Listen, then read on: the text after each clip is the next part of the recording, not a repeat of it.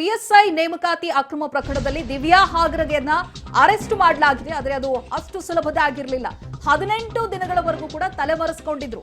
ನೋಡಿ, exam king pin Divya ಸಿಕ್ಕಿ ಬಿದ್ದಿದ್ ಹೇಗೆ ಅಂತ ಪಬ್ಲಿಕ್ ಟಿವಿಯಲ್ಲಿ ಎಕ್ಸ್ಕ್ಲೂಸಿವ್ ಸ್ಟೋರಿಯನ್ನ ನೋಡಬಹುದಾಗಿದೆ. ಯಾವ ರೀತಿಯಾಗಿ ದಿವ್ಯಾ ಹಾಗರಗೆ ಸಿಕ್ಕಾಕೊಂಡ್ರು, 18 ದಿನಗಳಿಂದ ತಲೆಮರೆಸಿಕೊಂಡಿದ್ದಂತ ದಿವ್ಯಾ ಸಿಕ್ಕಿ ಬಿದ್ದಿದ್ ಹೇಗೆ, ತನಿಖೆ ಆರಂಭದಲ್ಲೇ ಕಲಬುರಗಿಯಿಂದ ಕಾಲ್ ಕಿತ್ತಿದ್ದಂತ ಯುವತಿ ಕೋರ್ಟ್ ಅರೆಸ್ಟ್ ವಾರೆಂಟ್ ಆಗಿ ಆಸ್ತಿ ಮುಟ್ಟುಗೋಲು ಹಾಕಿದ್ರು ಕೂಡ ಕೇರೆ ಅಂದಿಲ್ಲ. ದಿವ್ಯಾ ಬಗ್ಗೆ ಸಾಕಷ್ಟು ಮಾಹಿತಿಯನ್ನ ಕಲೆ ಹಾಕ್ತಾರೆ. ಒಂದೇ ಹೋಟೆಲ್ನಲ್ಲಿ ಸ್ಟೇ ಆಗ್ತಿರ್ಲಿಲ್ಲ ದಿವ್ಯಾ ಹಾಗರಗೆ. ಕಲಬುರಗಿಯಿಂದ ಮಹಾರಾಷ್ಟ್ರದಲ್ಲಿ ತಲೆಮರೆಸಿಕೊಂಡಿದ್ದಂತ ದಿವ್ಯಾ ಸ್ನೇಹಿತರೊಬ್ಬರ ಆಶ್ರಯದಲ್ಲಿ ದಿವ್ಯಾ ಹಾಗರಗೆ ಇದ್ರು. ಆರ್ ಡಿ ಪಾಟೀಲ್ ಕಾರನ್ನ ಚೇಸ್ ಮಾಡಿ ಹಿಡಿದಿದ್ದಂತ ಸಿಐಡಿ ಪೊಲೀಸರು ಕೂದಲೆಳೆ ಅಂತರದಲ್ಲಿ ದಿವ್ಯಾ ಎಸ್ಕೇಪ್ ಆಗಿದ್ದು ಆ ದಿನ. ನಿನ್ನೆಯಿಂದ ಪುಣೆಯಲ್ಲಿ ಬೀಡು ಬಿಟ್ಟಿದ್ದಂತ ಸಿಐಡಿ ಟೀಮ್ ಬಲೆಗೆ ಇದೀಗ ದಿವ್ಯಾ ಹಾಗರಗೆ ಬಿದ್ದಿರೋದು. ಹೋಟೆಲ್ಗೆ ದಿವ್ಯಾ ಬರೋ ಬಗ್ಗೆ ಸಿಐಡಿಗೆ ಪಕ್ಕಾ ಮಾಹಿತಿ ಇತ್ತು. ದಿವ್ಯಾ ಹಾಗರಗೆ ಬೆನ್ನು ಬಿದ್ದಿದ್ದಂತ ಸಿಐಡಿ ಟೀಮ್ ಕಾಶ್ಮೀರದ ಶ್ರೀನಗರ ತನಕ ಹೋಗಿದ್ದಂತ ಸಿಐಡಿ ಟೀಮ್ ಬೆನ್ನು ಹತ್ತಿದ್ರು. ಕೆಎ ರಿಜಿಸ್ಟ್ರೇಷನ್ ಕಾರನ್ನ ಬೆನ್ನು ಹತ್ತಿದಂತ ಸಿಐಡಿ ಟೀಮ್, ಆದ್ರೆ ಅದು ಪ್ರವಾಸಿಗರ ಕಾರು ಅನ್ನುವಂತ ಮಾಹಿತಿ ಬಂತು. ಅದಾದ ನಂತರದಲ್ಲಿ ಅದರ ಬೆನ್ನಲ್ಲೇ ದಿವ್ಯಾ ಹಾಗರಗೆಯನ್ನ ಅರೆಸ್ಟ್ ಮಾಡಲಾಗಿದೆ. ಈ ಬಗ್ಗೆ ಡೀಟೇಲ್ಸ್ ಅನ್ನ ಪಡೆದುಕೊಳ್ಳೋಣ. ಮುರಳಿ ಡೀಟೇಲ್ಸ್ ಅನ್ನ ಕೊಡ್ತಾರೆ. ಮುರಳಿ, ಆರ್ ಡಿ ಪಾಟೀಲ್ ವಶಕ್ಕೆ ಪಡೆದ ದಿನಾನೇ ಹಾಗಿದ್ರೆ ದಿವ್ಯಾ ಕೂಡ ಕೆಡ್ಡಾಗಿ ಬೀಳ್ಬೇಕಿತ್ತ, ಜಸ್ಟ್ ಎಸ್ಕೇಪ್ ಆದ್ರು ಅಂತ?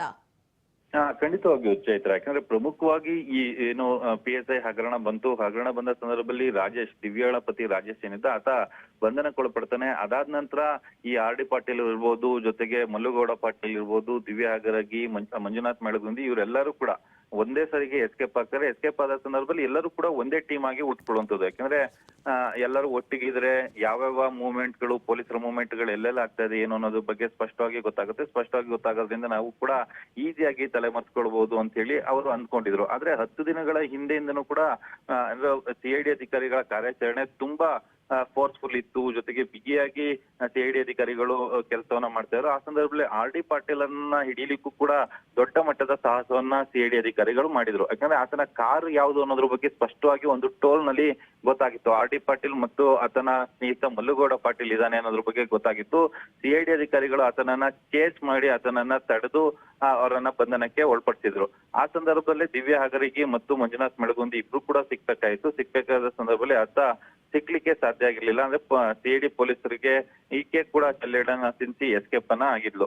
ಅದಾದ ನಂತರ ಇಬ್ಬಿಬ್ಬರಾಗಿ ಸಪ್ರೇಟ್ ಆಗಿ ಒಂದು ಗುಂಪು ಇರಬಾರ್ದು, ಎಲ್ಲರೂ ಒಟ್ಟಿಗಿದ್ರೆ ತಕ್ಷಣವೇ ನಮ್ಮ ಮಾಹಿತಿಗಳು ಸಿಕ್ಕರೆ ಎಲ್ಲರೂ ಒಟ್ಟಿಗೆ ಅರೆಸ್ಟ್ ಆಗ್ತೀವಿ, ಬೇರೆ ಬೇರೆ ಟೀಮ್ ಗಳನ್ನ ಮಾಡ್ಕೊಂಡು ಹೋಗೋಣ ಅಂತ ಹೇಳಿ ದಿವ್ಯಾ ಒಂದು ಪ್ಲಾನ್ ಅನ್ನ ಕೊಟ್ಟು ಈ ರೀತಿಯಲ್ಲಿ ಮಾಡಿದ್ಲು ಅನ್ನೋದ್ರ ಬಗ್ಗೆ ಮಾಹಿತಿಗಳು ಸಿಗ್ತಾ ಇರೋಂಥದ್ದು. ಇನ್ನೊಂದು ಚೈತ್ರ, ಇಲ್ಲಿ ಗಮನಿಸಬೇಕಾದಂತ ಅಂಶ, ಈಕೆ ರಾತ್ರಿ ಅರ್ಚನಾ ಮತ್ತು ದಿವ್ಯಾ ಏನಿದ್ದಾರೆ ಇಬ್ಬರು ಕೂಡ ರಾತ್ರಿ ಮಾತ್ರ ಹೋಟೆಲ್ನ ಆಶ್ರಯವನ್ನ ಪಡ್ಕೊಳ್ತಾ ಇದ್ರು. ಅಂದ್ರೆ ಪ್ರತಿ ದಿನವೂ ಕೂಡ ಹೋಟೆಲ್ ಅನ್ನ ಅವರು ಚೇಂಜ್ ಅನ್ನ ಮಾಡ್ತಾ ಇದ್ರು ಅನ್ನೋದ್ರ ಬಗ್ಗೆ ಈಗ ಸಿಐಡಿ ಮೂಲಗಳು ಸ್ಪಷ್ಟವನ್ನ ಪಡಿಸ್ತಾ ಇದಾವೆ. ಯಾಕಂದ್ರೆ ಒಂದೇ ಹೋಟೆಲ್ ನಲ್ಲಿ ನಿಂತ್ಕೊಂಡ್ರೆ ಆ ಹೋಟೆಲ್ನ ಸರ್ವರ್ ಇರ್ಬೋದು ಅಥವಾ ಹೋಟೆಲ್ನ ಮಾಲೀಕರು ಇರ್ಬೋದು, ಅವರಿಗೆ ನಮ್ಮ ಮಾಹಿತಿ ಗೊತ್ತಾಗುತ್ತೆ. ಯಾಕಂದ್ರೆ ಪ್ರತಿನಿತ್ಯ ಮಾಧ್ಯಮಗಳಲ್ಲಿ ಬರ್ತಾ ಇದೆ. ಯಾಕಂದ್ರೆ ಮಹಾರಾಷ್ಟ್ರ ಅಂದ ಸಂದರ್ಭದಲ್ಲಿ ಕರ್ನಾಟಕದ ಮಾಧ್ಯಮಗಳಲ್ಲಿ ಏನೇನು ಬರ್ತಾ ಇದೆ ಅಥವಾ ಮಹಾರಾಷ್ಟ್ರದ ಮಾಧ್ಯಮಗಳು ಕೂಡ ಈ ಸುದ್ದಿಯನ್ನ ಕ್ಯಾರಿ ಮಾಡ್ತಾರೆ ಅನ್ನೋಲ್ಲಿ ನಮ್ಮ ಗುರುತು ಗೊತ್ತಾಗುತ್ತೆ. ತಕ್ಷಣವೇ ಅದನ್ನ ಪೊಲೀಸರಿಗೆ ತಿಳಿಸುವಂತ ಮಾಹಿತಿ ಆಗುವ ಸಾಧ್ಯತೆಗಳಿರ್ತವೆ. ಆ ಹಿನ್ನೆಲೆಯಲ್ಲಿ ರಾತ್ರಿ ಮಾತ್ರ ಆಶ್ರಯವನ್ನ ಪಡೆದು ಬೆಳಗ್ಗೆ ಎದ್ದು ಆ ಹೋಟೆಲ್ನ ಚೆಕ್ಔಟ್ ಅನ್ನ ಮಾಡ್ತಾ ಇದ್ರು.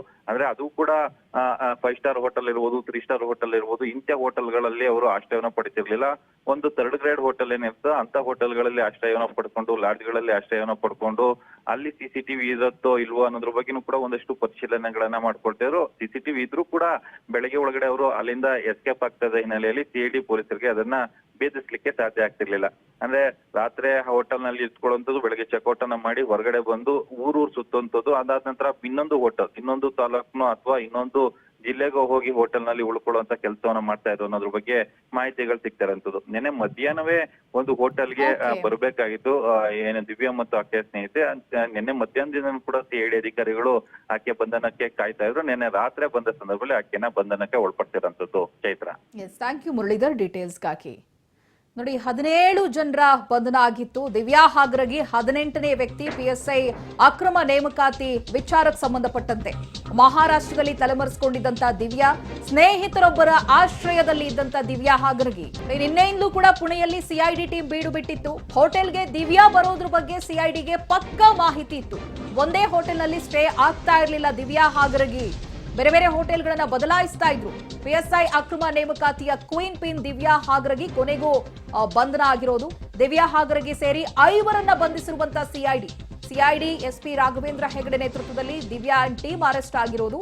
ಮಹಾರಾಷ್ಟ್ರದ ಪುಣೆಯಲ್ಲಿ ದಿವ್ಯಾ ಹಾಗರಗಿ ಸೇರಿ 5ರ ಬಂಧನ ಆಗಿದೆ.